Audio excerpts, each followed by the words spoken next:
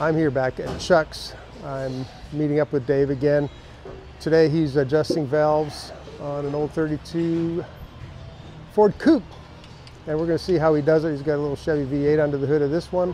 Customer's car, of course. I don't know anything about the history or the build on this car, but we're going to pay attention to how he adjusts the valves. Okay, Dave, what are we looking at here? What kind of car is this, and what's the issue that you're looking at? It's a 32 Ford with a 60-something Corvette motor in it, Chevrolet. Okay. And the customer, one of the customer's complaints is that he's got a ticking noise coming from the valve train. Okay. So he doesn't have any real history on the car. He bought it this way, so he's concerned that he may have some engine noise or some damage. So we're going to go in there and see what we have going on in there and what's making the noise. Okay. Okay. It looks like you've just taken the valve cover off. Yes, and when you're doing a preliminary check of just feeling how everything is, then you get to one doing that. So let's have a look. Oh, wow. Okay. That's a lot of movement. Yep. So you get one that's good and it's tight. And you get one that the valve adjustment is a little loose, and then they'll do that. Okay. So what we're going to do is we're going to go in and then we're going to adjust the valves and put them, half a turn past what we call zero lash. And that gives you a little bit of load on that and will make the clattering noise go away. So that's where he's hearing the ticking coming through the top end of the valve train. Right. I have a way that I was taught a long time ago by adjusting the valves in a much quicker method rather than putting one on top dead center, rotating the crank 180 degrees, adjusting another one. That's very monotonous and laborious to me. So what I do is I adjust them while they're running, and I will listen to it, and I will back the valves off until they clatter just a little bit, tighten them down to where you have zero lash, and then go half a turn past zero lash, which makes the noise go away. So, and then it puts everything in proper adjustment. And what I like about it is you're not sitting there when it's dry rotating the push rod and thinking, oh, is that too tight or is it too loose? You can just hear everything.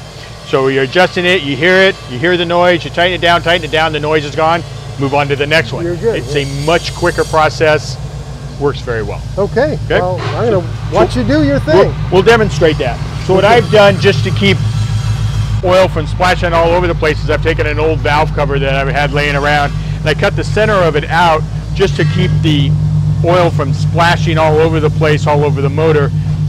Putting this on there, and it also keeps it from running out the back of the head and running down onto the ground. Excellent. So you throw this on real quick, put a couple of bolts in it. That makes the oil go back down the oil return passages instead of running back over the head on the exhaust and making a mess. Well, so if you have an old set laying around, this works very well for that. Excellent. I was actually wondering about the oil splatter, and you answered that question. So there's a couple of ways of doing it. They do, there's tools made with their clips, and they'll clip over the push rod, and it's called an oil deflector. Okay. So when instead of the oil shooting out, the deflectors will keep the oil from splashing all over the place. Right. The downside of those is they have their own little clattering noise when they're going up and down like that. So you have to differentiate between the clattering of the deflectors and the valves. So I kind of like to use this a little bit better. Okay. This doesn't make any noise. Right.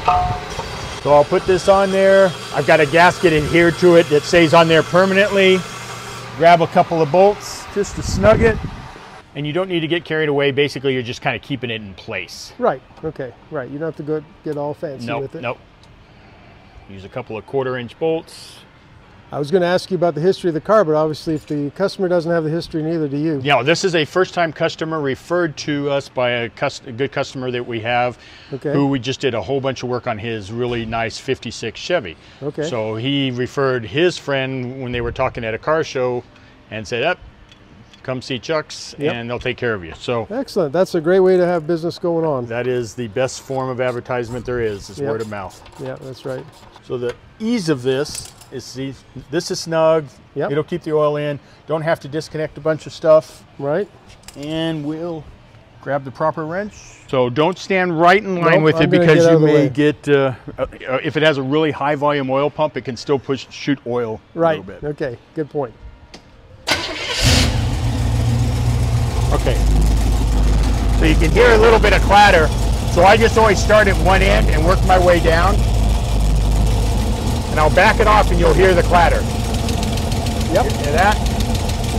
Okay, so where it just doesn't clatter, 1/4 turn past that. Now the engine's going to react to the loss of vacuum, so sometimes you got to keep it running until it gets used to it. Okay. See, there's hardly anything before I'm already clattering.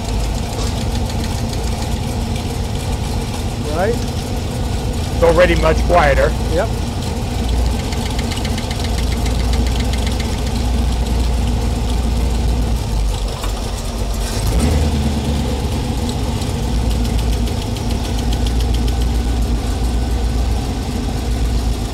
So see how little bit I'm turning to make him clatter? That means he was right at the ragged edge of being tight enough. Okay, yeah, it wasn't far off, but it was a little off. No, not much at all. Okay.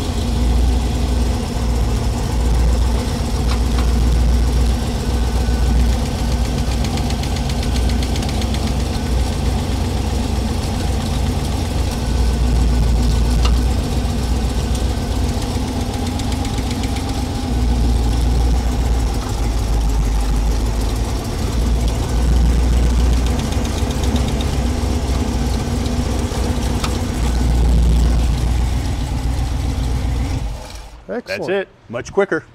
Wow. Yeah, that was literally about, I don't know, 2 or 3 minutes. That's and you all did it the takes. whole job. Yeah. Plus, you get the advantage of watching and keeping an eye on the valve train while it's doing that. Right. And if you, what I'm looking for is to make sure that all the rockers are moving the same amount up and down. If not, then you're going to have an issue with the spring or a camshaft that's flat, something like that. The advantage of doing that while it's running is just being able to look at it and go, oh yeah, they all look like they're going the same. Yeah, you can just see them all along the line. Yeah, you're looking for things like, okay, do I have a whole bunch more threads exposed on one than I do the other?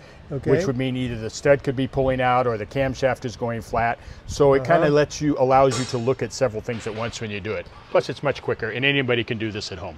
Wow. Yeah. So now, when you first opened this up, you showed me one of the rockers was pretty loose. Yes, it was to the point where it wasn't even at zero latch. You could take the rocker on. It was one on the other side. You could take the rocker and it was just flopping around like that. Right. This is the noise that the customer was hearing when he was driving it, and you could hear it while it was sitting there running. It just go tap tap tap tap tap tap. And if you put your finger on the while it's running, if you put your hand and rest it on top of the valve cover, you could actually feel it coming up and touching the valve cover, and so it's like I even knew about where it was, because as you go down the valve cover, you're like, oh, there it is. I can feel it. So, okay, now let me ask you a question. What would happen if somebody that owned this situation and ignored it?